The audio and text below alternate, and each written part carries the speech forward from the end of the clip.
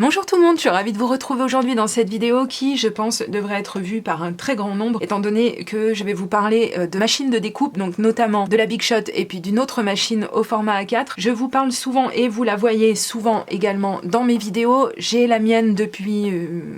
facile 10 ans, 10, 11 ans, quelque chose comme ça. Je vais faire un retour d'expérience, donc je pense que ça, c'est plutôt bien en fait quand on est une vieille scrapeuse comme moi, eh bien de vous faire partager un petit peu tout ce que j'ai pu apprendre, toutes les petites astuces que je peux vous transmettre, surtout pour les nouvelles ou les un petit peu moins nouvelles, peut-être vous éviter de faire certaines mauvaises manipulations, certaines bêtises peut-être avec votre machine. C'est toujours bien d'avoir des retours d'expérience et moi ce sont des vidéos que je regarde toujours beaucoup parce que même quand on a l'impression de tout connaître sur son matériel, eh bien c'est rarement le cas et je pense que vous allez peut-être même apprendre des choses aujourd'hui, qui sait.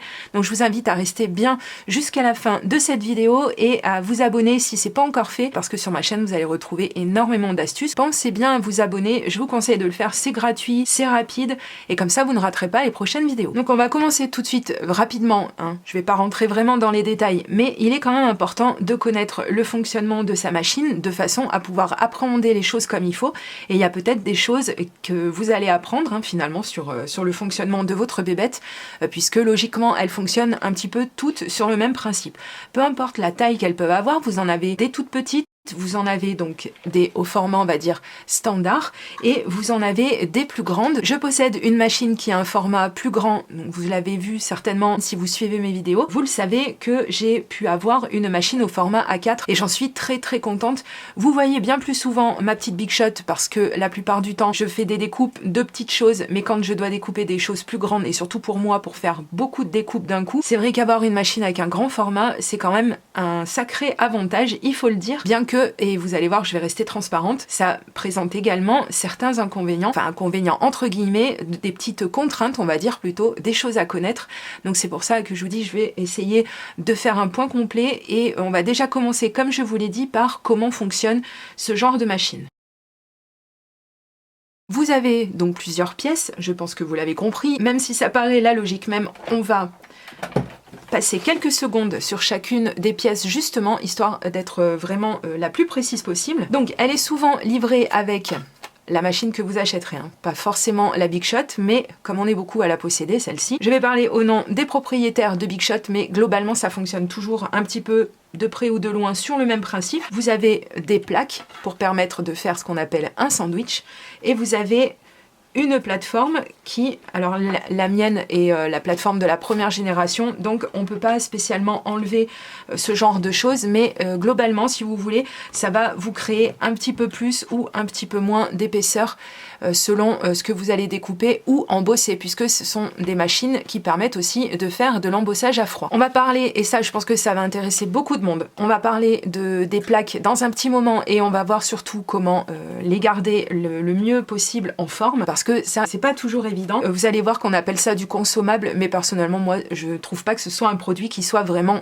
consommable au sens strict du terme, parce que personnellement je vous ai dit j'ai ma machine depuis bien plus de 10 ans et je les ai changées que 2 fois. Je crois que c'est la deuxième paire de plaques que je possède. De ce côté-là, c'est pas quelque chose qu'on change tous les 15 jours, surtout si vous suivez les conseils que je vais vous donner juste après. Comme je vous l'ai dit, on a des plaques, on a la plateforme et on a également bien évidemment le gros du sujet, donc notre machine, alors qui est plus ou moins grande comme je vous l'ai dit et qui fonctionne par contre toujours un petit peu sur le même principe. Alors si j'arrive à la lever, donc on va voir ici qu'on a le petit trou par lequel on va, oui alors c'est un petit peu poussiéreux, c'est normal, on découpe du papier avec, et bien que je la nettoie le plus souvent possible, on découpe du papier, donc on a des résidus. La mienne a pris un petit coup de chaud, voilà, ça fait une sorte de cœur, mais on s'en fiche, c'est pas la question. On va faire ce qu'on appelle notre sandwich, c'est-à-dire qu'on va partir, pour les personnes qui l'ignoreraient, avec la plateforme en premier lieu, puisque ça va faire la première épaisseur. Je vais essayer de vous montrer à chaque fois. Voilà, et à l'intérieur du petit espace qui va rester, on va venir mettre notre sandwich qu'on aura fait. Donc le sandwich c'est tout simplement mettre une plaque sur l'autre, et à l'intérieur bien sûr, parce que là faire passer comme ça n'aurait pas de sens, on va mettre notre papier et le die correspondant, celui qu'on a choisi de découper. Alors pour faire le plus clair possible, donc voici à quoi ressemblent des dies. Donc ce sont des pièces en métal comme ça, elles ont un côté qui va venir découper le papier. Alors, vous voyez, hein, je peux les toucher sans avoir du sang sur le doigt, puisque non, ça ne coupe pas quand même à ce point-là. Mais bon, par contre, ouais, évitez quand même de les faire trop tripoter si vous avez des petits enfants, etc. On n'est jamais trop prudent. Mais globalement, c'est comme ça que ça fonctionne. Donc, par exemple, on va prendre celui-ci. Donc, on en a de différentes formes, de différentes tailles, de différentes marques. C'est ce genre de choses qu'on va mettre sur notre petite plaque. On va mettre notre papier, le die du côté coupant. D'accord, donc là on voit pas trop la différence parce que celui-ci est très fin. On va mettre l'autre plaque par-dessus et on va passer tout ceci dans notre machine et avec la manivelle que vous avez pu voir, on va faire la découpe. C'était vraiment juste pour vous expliquer qu'en fait ce sandwich qui passe à l'intérieur de votre machine va être pressé, comprimé, puisqu'à l'intérieur c'est le système d'une presse, donc ça va appuyer. Et si on fait de l'embossage à froid, le système va appuyer sur le classeur d'embossage à l'intérieur duquel on aura mis du papier. Je vais vous montrer tout de suite. Voici à quoi ressemble un classeur d'embossage. Donc c'est un classeur comme ceci, avec un côté embossé, un côté débossé, donc qui va créer du relief sur le papier. On met notre papier à l'intérieur, on referme, on refait son sandwich et par contre on va changer la hauteur de notre plateforme, mais ça tout est expliqué de toute façon dans le livret d'instructions de votre machine ou si vous l'avez déjà vu utiliser sur les vidéos, etc. Et donc il faut changer parce que nous aurons sinon une épaisseur trop importante au niveau de la plateforme et ça ne passera pas à l'intérieur de notre machine. Mais comme je vous dis, globalement, tout est bien expliqué de toute façon, hein, puisqu'on n'est pas censé naître en sachant se servir de ce genre de machine. On met notre classeur à l'intérieur de notre sandwich qu'on a fait comme si on allait couper du papier, mais cette fois-ci on va seulement l'embosser et on le fait passer à l'intérieur de notre machine qui va donc compresser, comme je vous l'ai dit, notre classeur d'embossage et créer les petits reliefs sur notre papier. C'est ce qu'on appelle donc de l'embossage à froid. Allez voir sur ma chaîne, je vous explique tout en détail en quoi consiste l'embossage à froid et l'embossage à chaud également, mais alors là on est complètement hors sujet. Voilà, donc ça c'était le petit rappel qui va bien et on va passer tout de suite au cœur du sujet, c'est-à-dire toutes les astuces que j'ai pu connaître tout au long du temps où je me suis servi de ma machine. Donc comme vous le voyez, elle est quand même bien, elle commence à vieillir un petit peu, hein. Elle a des stigmates par rapport à son âge, mais enfin bon, en même temps je l'ai énormément utilisée et justement souvent on me demande si ça vaut la peine d'investir dans ce genre de choses. Franchement, peu importe la machine dans laquelle vous allez investir, après prenez quand même le temps de les comparer par rapport à vos besoins et surtout par rapport à ce que les personnes qui les utilisent depuis longtemps en pensent. Il y a des personnes qui vont avoir les toutes petites machines qui vont permettre de faire de toutes petites découpes, mais par exemple comme le die que je vous ai montré ou le classeur d'embossage qui a un format assez standard, on va dire, qui va nous permettre d'embosser du 10 par 15, ce qui est un format tout à fait standard dans le scrapbooking ou dans la carterie, eh bien, vous allez être un petit peu bloqué si vous choisissez de n'investir qu'une toute petite somme. Ça va convenir dans certains cas, mais pour certaines utilisations, c'est dommage, vous allez vraiment buter. Quoi qu'il arrive, je pense qu'à terme, toutes les personnes, ou presque, qui ont investi en premier dans une machine de toute petite taille, ont fini ou vont finir quelque part quand même par retomber au moins sur ce format-là, voire peut-être un plus grand format. On a vu comment se servir de cette machine, on a vu donc à quoi ça sert, son fonctionnement, et on va voir un petit peu maintenant tout ce que je vais pouvoir vous dire à son propos. Je vais vous montrer quelques petites choses que j'ai vues au fil du temps.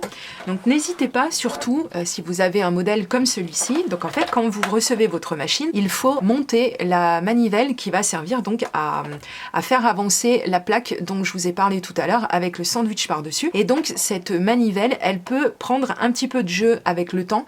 Et d'ailleurs, moi, c'est ce qui se passe. Et je vais ressortir la clé qui a été fournie avec ma Big Shot quand je l'ai achetée. Je vais enlever la petite protection ici et je vais redonner un petit coup de tournevis, je ne sais plus comment ça s'appelle, pour venir resserrer tout ça, parce qu'en fait avec le temps ça aura pris un petit peu de jeu. Par contre effectivement là je vois, je ne sais pas si vous arrivez à le distinguer, mais j'ai du jeu à ce niveau là, ici, et ça par contre normalement ça ne devrait pas avoir lieu. Comme je vous dis, la mienne est très vieille donc forcément, et il y a quelque chose aussi que j'ai remarqué, Oula, je la retourne, attention je prends des risques. Je la retourne et il y a donc des choses qui, donc ces espèces de vis qu'on voit dépasser. J'en ai remarqué déjà 4. Ici on a les petits pieds évidemment pour faire en sorte qu'elle ne dérape pas trop sur votre plan de travail. Ah mais attendez, regardez, j'ai la date. C'est Ellison donc qui a noté en date du 12 mars 2011. Elle a 13 ans. Ah, vous voyez, je vous mens pas. Hein. Je ne vous mens pas, c'est bien qu'on les retournait finalement parce que je ne savais même pas qu'Ellison numérotée, enfin elle n'est pas numérotée mais il y a la date dessus. Bref, moi ce sur quoi je voulais insister, on aura fait des découvertes aujourd'hui, c'est sur ces espèces de vis. J'ai remarqué que les miennes, regardez, je peux les dévisser à la main et ça c'est tout à fait pas normal à mon avis. Donc c'est pareil, il va falloir que je sorte un tournevis et que je vienne, alors j'ai pu la bloquer un petit peu mais je pense que ça suffit pas.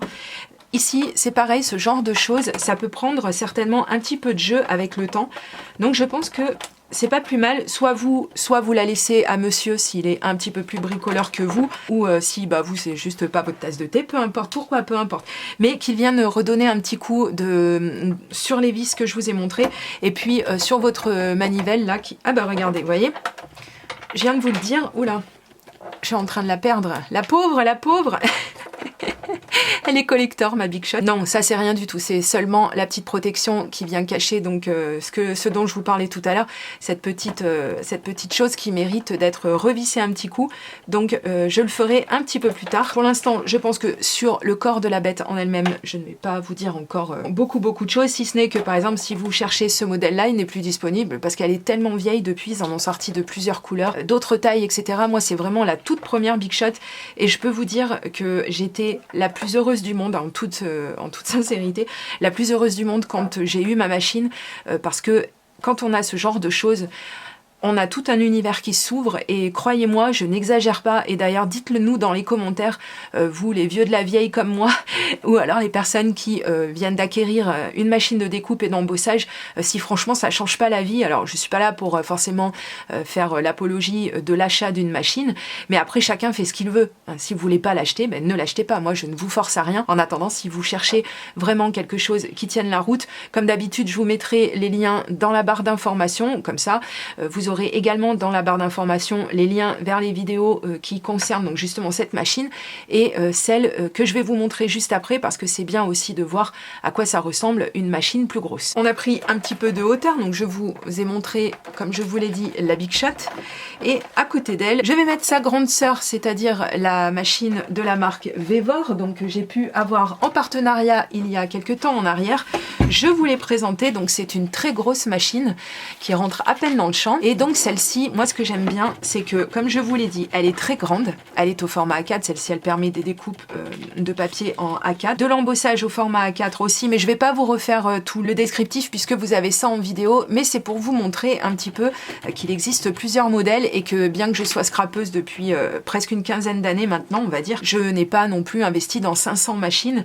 J'ai bien sûr gardé ma Big Shot, mais ce sont des machines dans lesquelles vous allez investir, mais que vous allez garder des années et des années, à part évidemment si vous jouez de malchance et que vous tombez sur une mauvaise série. Comme je vous l'ai dit, la Big Shot, je l'ai quand même depuis 13 ans. Quand même, j'arrive encore pas à le croire quoi. Heureusement qu'il y avait la date dessous, je pensais que ça faisait 10 ans mais 13 ans au final. Vous voyez, un investissement qui va sur 13 ans et encore elle est pas finie, je sais pas pourquoi j'en parle au passé, elle est pas morte ma Big Shot. Ce sont quand même des machines dans lesquelles vous pouvez investir. Alors juste une petite chose, comme je vous ai dit, pour rester vraiment dans la transparence, vous l'aurez compris que comme cette machine est plus grande, les petites choses qui viennent à l'intérieur, c'est-à-dire la plateforme de découpe et les plaques de découpe en elles-mêmes, eh bien ce ne seront pas les mêmes et comme c'est plus grand, vous aurez certainement un surcoût au moment de les changer. Allez, donc on est parti pour tout ce qui concerne effectivement les plaques de découpe. Vous voyez, et ça, souvent on vient me dire pour les personnes qui viennent d'investir dans une machine, je vais zoomer un petit peu, je vais vous montrer. Donc on vient me dire, oh là là, mon Dieu, j'ai fait des découpes et ma plaque est complètement foutue. Alors, rassurez-vous, elle n'est pas foutue. Celle-ci, elle doit peut-être avoir au moins 4-5 ans, quelque chose comme ça. Et vous voyez que je m'en sers toujours et qu'il y a absolument aucun problème à s'en servir. Je vais vous donner quelques petites astuces parce qu'il peut y avoir par contre des petites choses qui peuvent leur arriver à vos plaques et qui vont par contre cette fois-ci empêcher le bon fonctionnement. Donc par exemple les problèmes de gondole. Alors je ne sais pas si ça vous arrive ou pas, mais certainement que oui. Donc vous voyez que les miennes par contre Donc c'est du plastique quand même assez épais, une sorte de plexiglas, je ne sais pas quoi exactement. Et les miennes, globalement, elles ne sont pas gondolées. Donc j'ai trouvé plusieurs petites choses, et ça je vous en avais déjà parlé parce qu'il y a 5 ans je vous ai fait un petit peu le même genre de vidéo. J'ai souhaité la mettre au goût du jour, pourquoi? Parce que j'ai des petites choses en plus à rajouter dans cette vidéo, et puis parce que tout le monde ne pense pas à aller faire une recherche sur YouTube quand on a des questions sur les plaques de découpe. Donc je vais vous faire un petit rappel ici. Donc il y a quand même plusieurs moyens de garder ces plaques bien droites comme ça. Donc il y en a qui sont un petit peu insolites, il y en a qui sont tout à fait standards et il y en a qui tombent juste sous le sens. Il faut savoir donc que c'est une usure normale. Voilà, si ça gondole, c'est parce que on les utilise. Donc évidemment, si vous les gardez toujours nickel chrome, si vous ne vous servez pas de votre machine, forcément ce problème ne va pas vous concerner. Mais pour la majorité des gens, effectivement, on a ce genre de résultat et je vous l'ai dit, c'est tout à fait normal. Donc ce qu'on peut faire déjà dans un premier temps, on peut, pour éviter, parce que là le souci principal, si on veut, de ça, mis à part le fait que ce soit pas très beau, mais bon après, on lui demande pas d'être belle à cette plaque, on lui demande de faire son job, mis à part le fait que effectivement ça peut être un peu disgracieux, surtout ce qui peut se passer, c'est que ça vient marquer l'envers de notre papier. Donc les 3/4 du temps, ça sera pas très grave puisque l'envers, on va pas s'en servir, on va pas le voir, ce sera certainement à cet endroit que vous viendrez mettre votre colle pour faire tenir votre die cut. Mais ce qui va se passer, c'est que si vous avez vos deux plaques dans le même état, eh bien, vous allez avoir un papier marqué sur le dessous et sur le dessus aussi. Donc là, la première des choses à faire, c'est de garder ce qu'on appelle une plaque martyre. Quand on va découper, je vous l'ai montré tout à l'heure, on pose le die avec la surface à découper par exemple sur le papier. Je vous fais la démonstration, j'ai pris un die, donc celui-ci par exemple c'est un die mot, vous m'avez déjà vu l'utiliser, qu'il va découper le mot famille, et je vous l'ai dit, ici on a la surface qui va même beaucoup découper votre papier. Enfin beaucoup, ça va dépendre aussi, mais j'ai des petites astuces sur ma chaîne pour vous montrer comment faire recouper des dies qui seraient un petit peu récalcitrants. Pareil, j'essaierai de vous mettre le lien de cette vidéo, ou mieux le lien de la playlist, comme ça vous choisirez vous-même la vidéo qui vous intéresse. On a notre papier, comme je vous l'ai dit tout à l'heure. On prend la plaque martyre, c'est-à-dire qu'on va toujours garder la même pour dessous, puisque quand on va passer tout ça dans notre machine, vous voyez, je fais mon sandwich ici, on va passer ça dans notre machine, la machine va l'aplatir et une fois qu'on aura enlevé notre papier et notre die, on se retrouvera avec notre die cut ici, donc le mot qui sera découpé ou peu importe la forme, et nos fameuses traces.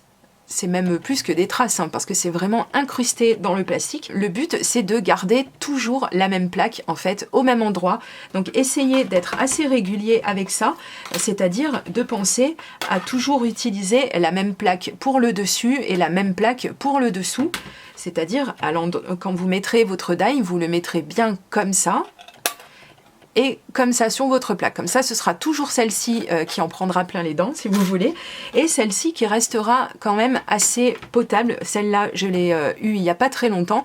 C'est une plaque de rechange que j'avais voulu tester dans une boutique, donc je vous mettrai le lien parce qu'elle coûte vraiment pas très cher. Et vous voyez, bon, à part une fois où je me suis trompée, ouais, je suis allée un petit peu vite là, je crois, et je me suis trompée, j'ai pris celle-ci en tant que plaque de dessous. Voilà à quoi ça ressemble en fait dans vos premières découpes, et c'est ça qui vous fait souvent paniquer. Je le sais parce que moi aussi, j'ai paniqué les premières fois où je me suis servi de ma Big Shot, bien que j'étais préparée à cet effet-là, mais quand j'ai vu ce qui s'était passé sur ma plaque, j'étais pas très contente, mais en même temps c'est tout à fait normal, et contente ou pas, de toute façon ça arrivera toujours. Pensez donc à garder toujours la même plaque sur le dessous, comme ça au moins il y en aura toujours une qui sera en meilleur état que l'autre. Il y a également une autre méthode qui consiste un petit peu dans le même genre, hein, c'est-à-dire vous gardez toujours votre plaque à la même position, c'est-à-dire par exemple celle-ci sur le dessous, ça y est, je crois que vous avez compris depuis le temps que je vous le répète, mais vous voyez que ce soit d'un côté ou de l'autre, elle est aussi abîmée. Et ça, c'est un des secrets également pour empêcher vos plaques de gondoler, c'est de changer régulièrement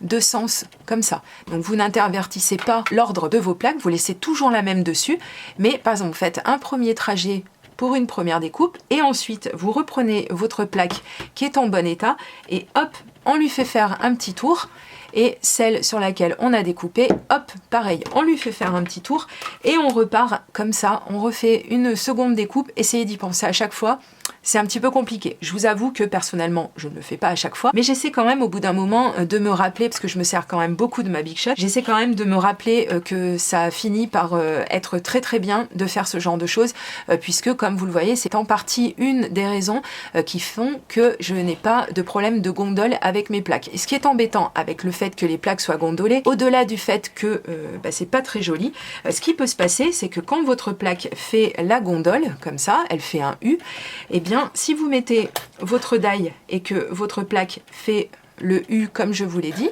qu'elle n'est pas très plate, quand vous allez faire votre sandwich, votre die va bouger à l'intérieur, déjà ça c'est pas cool, et en plus au niveau des rouleaux, quand vous allez passer votre sandwich dans la machine, il y a certains endroits peut-être où les rouleaux ne vont pas appuyer assez et vous allez être embêté parce que votre découpe ne sera pas totale et vous allez être obligé de faire plusieurs allers-retours comme ça pour avoir quelque chose qui ressemble, ou pire avoir à mettre une autre épaisseur, donc de la cartonnette ou autre, pour pouvoir venir appuyer à fond sur votre sandwich et faire en sorte que votre découpe se fasse le mieux possible, et du premier coup si c'est possible aussi, comme ça c'est toujours du temps de gagner. Ce n'est pas qu'une question d'esthétique, c'est également une question de pratique, le fait d'avoir des plaques qui soient le plus droit possible. On continue avec le sujet principal, c'est-à-dire ce qui nous intéresse le plus, c'est l'usure de nos plaques. Si vraiment, malgré les conseils que je vais vous donner juste après, si vraiment votre plaque est vraiment trop abîmée et que vous trouvez qu'elle continue de marquer le papier, vous n'aurez à ce moment-là pas d'autre choix que de remplacer ces plaques. Pour ça, donc, vous avez quand même beaucoup de sites qui permettent de trouver des plaques à moindre coût. Les miennes, puisque j'en ai acheté 2, vous pouvez les acheter à l'unité. Je vais vous montrer comment je l'ai reçue. Voilà, vous voyez, celle-ci, elle est complètement neuve. Et quand donc j'ai acheté ces plaques donc à l'unité, j'en ai pris 2, mais j'avais bien dans l'idée de ne m'en servir que d'une pour l'instant, et j'ai gardé la plaque de mon ancien jeu de plaques, la moins abîmée on va dire, pour faire ma plaque martyre, c'est-à-dire la plaque sur laquelle les découpes vont être créées, et garder au-dessus une des 2 plaques qui était neuve en fait à ce moment-là. Et celle-ci, bon, bien sûr, elle brille un peu moins, elle a commencé un petit peu à servir, mais concrètement, elle va encore très très bien. Et celle-ci, donc, je la garde et je m'en servirai pour remplacer celle-ci qui viendra dans l'ordre, vous l'aurez bien compris, remplacer ma plaque martyre quand vraiment celle-ci finira par être trop abîmée. Mais je vais vous montrer tout de suite, je vais vous dire un petit peu comment récupérer tout ça et faire des petites solutions de secours en attendant de devoir réinvestir dans de nouvelles plaques. Quand on fait des découpes, je pense que ça se voit un petit peu ici parce qu'il y a un petit moment que je ne l'ai pas fait. Donc ce qu'on peut faire en fait quand on fait nos découpes et qu'on a des petits bouts de papier comme vous l'avez vu qui restent logés à l'intérieur, puisque comme ça griffe notre plastique, notre plexiglas, je ne sais pas comment il s'appelle, on a le papier qui reste des petits bouts tout petits qui viennent se loger à l'intérieur. Alors si ça ne vous pose pas de problème, c'est-à-dire que ça n'empêche pas votre découpe de se faire, ou si ça ne s'imprime pas à l'arrière du papier que vous avez découpé, grand bien vous fasse, vous faites comme moi, vous continuez tant que ça ne demande pas d'autres traitements. Mais vous voyez ici, il y a des endroits où il faudrait quand même que je fasse quelque chose. Donc pour enlever ce genre de petites choses, vous avez la solution, ça je vous l'avais déjà dit dans la vidéo que j'avais faite à ce sujet, vous avez la solution en fait de prendre votre plaque et vous vous munissez d'une brosse, alors que ce soit une brosse à ongles, vous pouvez vous servir également d'une ancienne brosse à dents, de tout ce qui peut un petit peu venir faire office de grattoir. Alors évitez les éponges par exemple, vous savez les éponges qu'on utilise traditionnellement par exemple en cuisine, parce que le verre de l'éponge, si vous utilisez une éponge verte bien sûr, le verre de l'éponge, ça va en fait rester à l'intérieur de ceci. On a une autre solution par la suite, mais on peut déjà commencer par leur faire un petit traitement, un petit nettoyage comme ça, pour déjà enlever une bonne partie de ces résidus de découpe. Vous la séchez bien, vous attendez un petit moment avant de vous en servir parce que ça va rester un petit peu humide à tous ces endroits où vous entendez, hein, on voit bien que ça fait pas ce bruit là aux endroits où ça n'est pas abîmé plus que ça.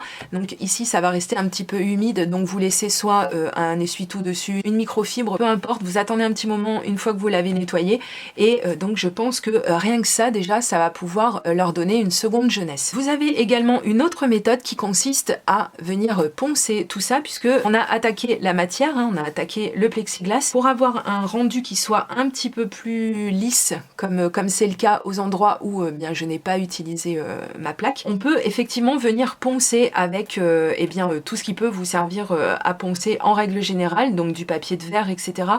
Je crois qu'il faut prendre un grain... Alors j'ai peur de me tromper, j'ai demandé aux personnes qui font du ponçage autour de vous, à monsieur, à papa, peu importe, à qui vous voulez, mais pour voir un petit peu avec eux ce qu'ils pourraient vous conseiller, parce que je pense qu'il y a des solutions pour éviter d'avoir à remplacer nos plaques. Faites attention cependant à ne pas y aller trop de bon cœur, parce que ça reste quand même quelque chose de pas très épais, et surtout à force d'enlever en épaisseur, votre plaque va finir par justement ne plus être assez épaisse et ne plus faire contact au moment où vous allez la passer dans votre machine, et que celle-ci va appuyer justement sur votre plaque pour faire la découpe ou pour venir embosser à froid. Donc méfiez-vous de ce côté-là, n'y allez pas trop de bon cœur, mais allez-y quand même un petit peu. Personnellement, je l'ai déjà fait sur, je crois pas que ce soit cette plaque-là, c'était celle d'avant, et j'avais eu plutôt de bons résultats.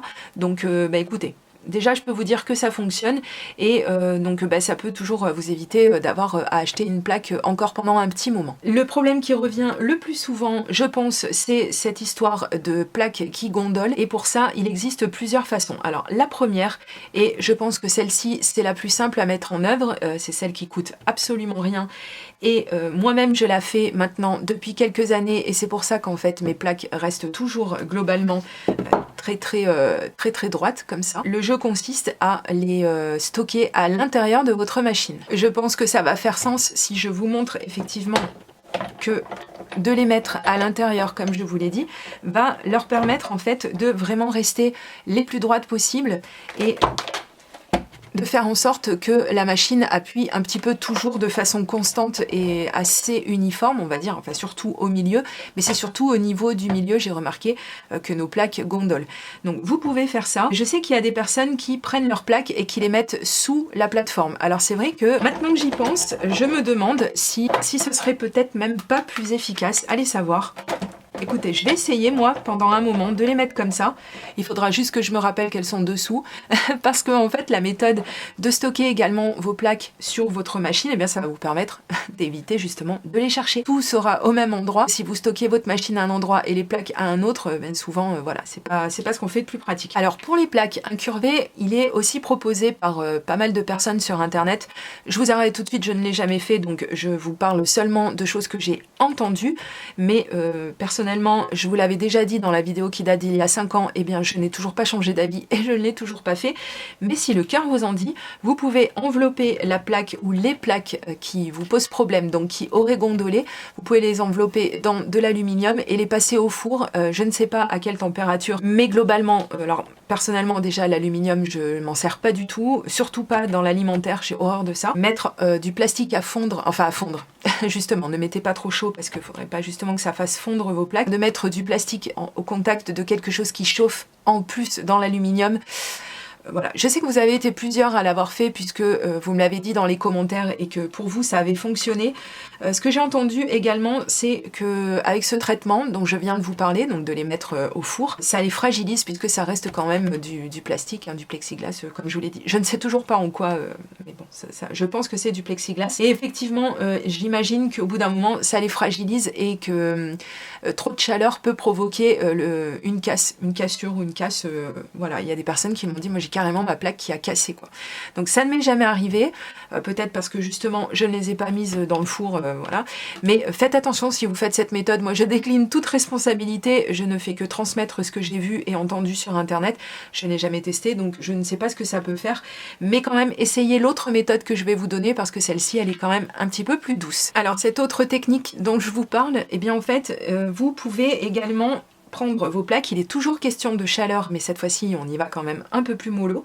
Vous prenez votre plaque, et ça va un petit peu dans le sens d'une des premières astuces que je vous ai données juste avant, c'est-à-dire de venir nettoyer pour avoir un meilleur résultat de coupe. Vous pouvez les passer dans l'eau chaude, une eau quand même assez chaude. Celle-ci d'astuce, je l'ai testée par contre, et ça fonctionne plutôt bien. Vous la mettez dans l'eau chaude, vous les laissez un petit moment. Si vraiment elles sont hyper gondolées, vous pouvez essayer d'un petit peu pousser dessus pour essayer de leur redonner leur forme originelle. Et une fois que vous avez fait ça, vous prenez votre plaque et vous la mettez sur quelque chose de plat, en l'occurrence, et vous mettez un poids dessus. Alors il faut vraiment qu'il y ait du poids. À ce moment-là, vous pourrez laisser votre plaque pendant un petit moment avec tout ce poids sur elle et normalement, en fait, on va dire au bout d'une nuit à peu près, moi je crois que c'est le temps que j'avais laissé du poids dessus, vous retrouvez vraiment des plaques qui reviennent limite aussi droites que quand vous les avez eues à la base. Donc vraiment, ça c'est une solution par contre qui peut peut-être faire le job et que je vous encourage à essayer avant de devoir changer finalement vos plaques, parce que ça reste quand même des petites solutions, mais le problème c'est que ça peut aussi par exemple les fragiliser, puisqu'il est quand même encore question de chaleur, et je voudrais pas en fait après qu'on vienne me dire oui mais à cause de ta vidéo moi j'ai pété mes plaques, etc. Et il y a même également des personnes qui ont testé avec un fer à repasser. Personnellement, voilà. Encore une fois, je vous déconseille, mais chacun fait bien ce qu'il veut. Vous êtes grand pour prendre vos propres décisions. Je vous donne quelques petites astuces et j'espère quand même que ça va marcher si vous essayez, parce que ça pourra toujours quand même vous faire économiser un petit peu. Mais écoutez, je pense que j'ai fait un petit peu le tour. Cette vidéo est déjà bien assez longue. J'espère que vous aurez trouvé des petites choses quand même qui vont venir en aide, soit à vos plaques qui gondolent un petit peu, soit à vous-même si vous vous posiez des questions, que ce soit sur l'embossage à froid ou sur la découpe avec des dies. Il y a encore plein de choses certainement qui mériteraient de figurer dans cette vidéo, mais si je retrouve d'autres petites astuces, je n'hésiterai pas à venir faire un complément comme je le fais d'habitude. Ce qui serait bien, c'est que dans les commentaires, vous nous disiez vos petites astuces à vous, parce que là, j'ai abordé beaucoup de thèmes, mais je pense quand même qu'il y a certainement des choses qui manquent. Donc ça nous permettrait de connaître un petit peu plus de choses encore. Et puis, de toute façon, je n'ai pas la science infuse, hein, donc forcément, peut-être même que j'ai dit des bêtises dans cette vidéo, c'est pas impossible, mais quand même, depuis le temps que je l'utilise. Mais ça n'empêche pas que je vous attends dans les commentaires pour me dire un petit peu si vous avez des choses qui, vous pensez, pourraient venir compléter cette vidéo. Dans une prochaine vidéo, je prendrai un petit peu toutes vos remarques, et puis vos idées, vos astuces, et j'en ferai une vidéo, comme ça on fera vraiment quelque chose de partage à fond, et ça c'est vraiment ce que j'aime beaucoup reprendre des choses que vous m'avez soufflées pour pouvoir effectivement en parler en vidéo, parce que souvent ce sont des choses soit que j'ignorais, soit dont je ne me rappelais pas. C'est toujours très utile. Et bien écoutez, ce qui est utile également pour moi, et après je vous laisse tranquille, ce serait que vous fassiez un petit geste, c'est-à-dire mettre un pouce en l'air s'il vous plaît, ça aide au référencement de mes vidéos. Si vous voulez également la partager cette vidéo sur vos réseaux sociaux ou ailleurs, vous l'envoyez à vos copines, etc. Si vous pensez qu'il y a des choses qu'elles mériteraient de savoir, parce qu'on sait jamais, ça peut rendre service. Et si le cœur vous en dit, il y a toute une playlist dédiée à nos petites machines de découpe pour voir un petit peu comment faire pour aborder ça le plus sereinement du monde. Donc je vous mets cette playlist dans la barre d'informations juste sous cette vidéo et je vous dis à très bientôt pour de prochaines vidéos créations. Gros bisous, bye bye.